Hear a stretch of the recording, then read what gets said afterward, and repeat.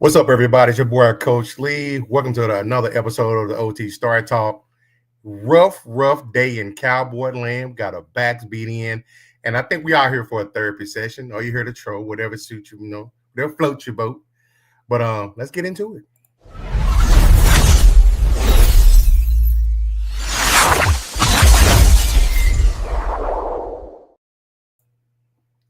Man, it was rough. What's up, Bobby? See you out there, man. We all in mourning right now. You are exactly right, man. Y'all got a reason to.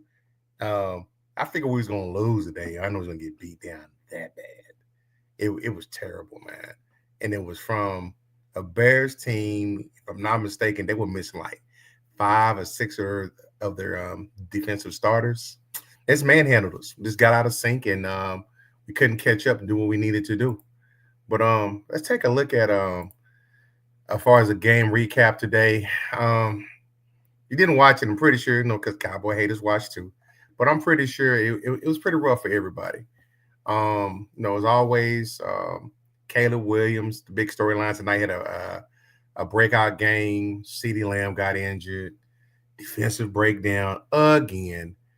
And what this means moving forward. The Bears beat my Cowboys today, 31-14. Right now, both teams stand at 1-2. And as the thumbnail suggests, which way are the teams trending? We don't know right now. Bears are definitely going up after today's performance, and I'll probably dare to say the Cowboys are going down. From a total yards perspective, Bears 385 total yards, Cowboys 396. But again, that CeeDee Lamb injury, him exiting early, that really hurt. It got us to the point to where offense just got out of sync. Bears came with it. See, Bobby says Cowboys lost, Saints lost, Patriots lost, Bengals lost. Am I missing any of our teams? Nah, I think that's everybody, man. So, but your boy Dale, he definitely was in there talking a little noise, as always. I'm like, shh, we all need to be quiet tonight. All our teams got dead in some form or fashion. The Patriots were a little more competitive, but definitely the Bengals, Saints, Cowboys, they all laid eggs today. But shout out to my boy Dale, the ultimate Cowboy hater. Far as a first a box score on Snapchat, you know what I'm saying, which went over that again. Cowboys lose 31-14. First half breakdowns. Woo, you're gonna see a trend here. So a lot of them that happened in the first half. Like in the first quarter, the Bears jumped ahead with the Aduzier with the 35-yard touchdown pass. When Diggs went to go jam, missed the jam, slipped, got beat right away, and Caleb just threw a frozen rope, hit the man in the stride. It looked sharp on that particular play. It looked sharp all day for the most part. And then they followed that up with a huge flea flicker, 65-yard touchdown to rookie from Missouri, Luther Burden III. Again, safeties caught peeking in the secondary, and it seemed like that play was broken from the start. It almost looked like they was going to throw it over the head. They telegraphed it. He wasn't running full speed. I knew immediately by the way he was running there was going to be a flea flicker. They didn't recognize it. It just looked crazy. Bears fans get 2 free hot dogs Tuesday with Williams throwing 4 touchdowns. Oh, some of the best hot dogs in the land, baby. Shout out to my Bears fans. Shout out to my homeboys that are Bears fans. They've been blowing up my phone today. I seen little slide remarks. I ain't responded yet. Again, we had the big catches from the Bears. Like I said, you're gonna see a theme here. A lot of celebration from them. You got Rome, you got Luther, and then this is the one that hurt the most. The city injury on a play that I didn't quite understand. Why are we running him out of the backfield, especially that early in the game? We don't know if our running game is working or not, which for the most part, our running game was intact today. Why are you throwing him in the backfield already? Come on, coach. Come on, Shotty, man. It's too early. And it cost us. Hopefully, he's not out too long. I think the initial report was a high ankle sprain. Those can be tricky. He can be back next week. He can be back in a couple of weeks. He can be back in a few months, or he can be done. You never know with those high ankle sprains. They can be deadly. From a playing perspective. So hopefully he can overcome that and he's not out too long. And then we followed up. Obviously, we had a as far as the after all that, Cowboys responded with a late second quarter field goal from Aubrey, missed the automatic, and then Dak, you see here, he had George Pickens for a touchdown with the 2-point conversion with Turpin to tie the game at 14 at that point. The Bears jumped on us early, and it looked like we was all right, 14-14, got us a game now. But then that's the closest we got after that.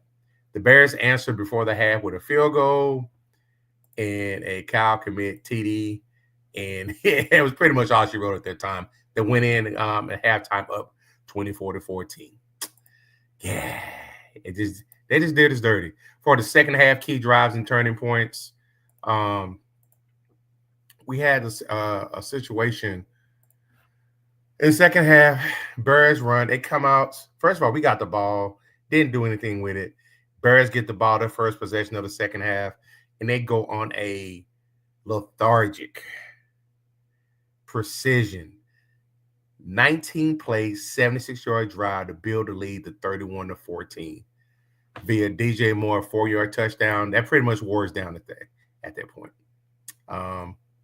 We have anything to hold on to from there. We just could never get it together. No, we lost CD. Pickens tried. Fergie, I think he had like 13, 15 catches today, but it was all check downs because either the pass protection wasn't where it should be, or Dak was panicking early. I couldn't really get a beat on that. I probably have to go back and take a look at that to see what that looks like. Cowboys had turnovers in the fourth.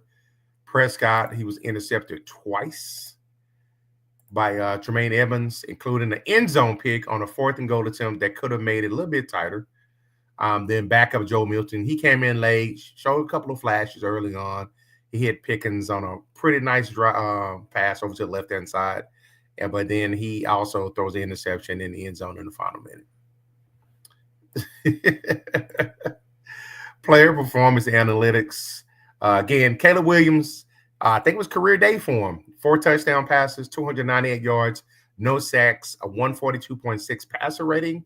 Luther Burden, 101 yards on 3 catches with the big 65-yard flea flicker touchdown. Roma Duzier, Cole Kmet, and DJ Moore all scored as well. On the Dallas side, Dak Prescott, 31 for 40. Problem right there. 40 passing attempts because he got behind, got out of our sync, couldn't rely on a run game like we want to. 31 for 40, 251, 1 tub, but 2 picks, 1 in the end zone. Jake Ferguson, monster game for a tight end, 13 catches, 82 yards.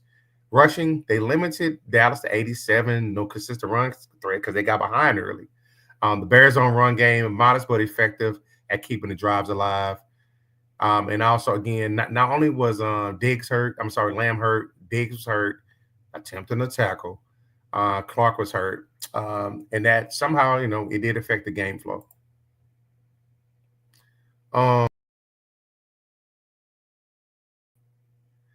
So as far as that's some of the analytics on what went down today. Some of the other stuff that I know, as far as the turning points and things of that nature, it's focused on the third quarter. Again, that 19-play drive by the Bears, that pretty much sealed the momentum of the Cowboys. Any chance of trying to come back. A little bit of hope. It was down, I think, by 10 at halftime. Getting the ball back, could have got 3 or 7 to cut it to a 1-score game, but they didn't. Gave the ball back, 19-play drive. They go up 31-14. Prescott's 4th down, end zone interception shortly after that drive was a huge swing. Lamb injury early. It did change the Cowboys, how they attack. It just pretty much, they just bracketed Pickens, and they let Ferguson catch all the balls he wanted to. The defense was letting Aduzier get behind and let Burden break a big one. Psychological shift, the Bears, they gained confidence. You can see it as the game went on. They got out there and they were executing. I think at one point they ran 11 consecutive runs successfully. What's up, P Dollar? Of course, you're going to be in here trolling. Yeah. So, that just pretty much took everything out of it. So what does it mean going forward? I think for the Bears, first win for their head coach Ben Johnson, it gave them validation for their offense. He was in his bag tonight. He was in rhythm, you can tell, and they just kept the Cowboys on their heels all night. Definitely going to give them a confidence boost going forward. But the defense's issues don't need to be cleaned up, but they had a lot of injuries. For Dallas, questions about the defense, about the depth, about the passing game without Lamb, about mental toughness. I don't think the mental toughness is that bad. It is a component on the defensive side of the ball. Offense, they kind of know what they want to do. They just got behind today and couldn't know they had to go to one-dimensional offense. Implications, still early. Right now, the Cowboys are 2 games. I'm sorry, yeah, 2 games behind the Eagles for the division lead. They are 1 game behind the Commanders as well. So not too bad, but it can get out of here pretty much on the area. They got 5 pretty hard games coming up. So Cowboys next game is the Packers coming to town. Sunday night game. Micah returns home. So that's gonna be pretty interesting. See, not gonna lie, watching see the ankle that looked painful. It did actually. I thought it was a knee when I first saw it. Just how the awkward way that he went down on that tackle. But obviously the close up, showed it was an ankle, but it's a high ankle sprain, and like I say, that thing's can linger on forever. So as far as the obviously, we getting tapped up on social media. Caleb is getting his just dues, rightfully so. Bears are doing their thing. But the Cowboys defense, I want to take a look at the Cowboys defense real fast before we get out of here. So as far as the Cowboys defense, right now, as there are, so bringing Eberflus in, I was a little bit, I was on board with it. I was like, former head coach, here to help a first-time head coach. He's had success as a defensive coordinator and as position coach. And he's coming in, he's coming in to replace Zimmer. Eberflus is known for his discipline, aggressive defenses, turnovers, punching the ball out. His emphasis on swarming the ball, getting there, which is a lot of effort, which we hadn't seen in the last couple of years. The new scheme, obviously they use a 4-2-5 nickel sub package. So it's pretty much covered. There's a lot of cover two out there, and we getting torched. So I went and looked at some of the stats. Points. I know it's early. It's only 3 games. What's the score to John's game, by the way? I stopped looking at and come up here to get prepared for this. So I know I think it was halftime, it was like 9-6 or something like that. So looking at the Cowboys defensive stats right now, I know it's early, it's only 3 games, but I'm seeing a trend. Points per game allowed, they're 27th. Yards per play, they're 27th. Defensive penalties, 2nd, very undisciplined team. Sacks, 18th. Ends are not getting there, but this is the one that steps out the most. They did the trade for Micah, obviously contract, need to improve the run game, got Kenny Clark in here. And run defense supposed to be something that they were pretty sure that they were going to try to solidify. Run defense, yards per game allowed, they are 32nd. Dead freaking last. Dead last. Can't win with that, man. Can't win with that. And then just looking at it a little bit further, Mike McCarthy's first year here, when Mike Nolan was here as defense coordinator, one of the worst defensive performances throughout a season in Cowboys history, even worse than the 1-15 season back in 1989. During the time that Nolan was here, total yards per game, 23rd. Rushing yards per game, 31st. Passing yards per game, 11th. Points per game, 28th. Total points allowed for the season, 473 points allowed. Most in team history. Sacks, they were 20th. And plays of 20 yards or more, they had 69 plays given up. Like I say, I know it's pretty early. It's only 3 games, but we're seeing the trend right here, and we know what our eyes see. We know how bad this defense is playing. Get Wilson off of the island. He's a box safety. I don't know how long the rookie that they drafted, Revel, is going to be out. We need help at cornerback.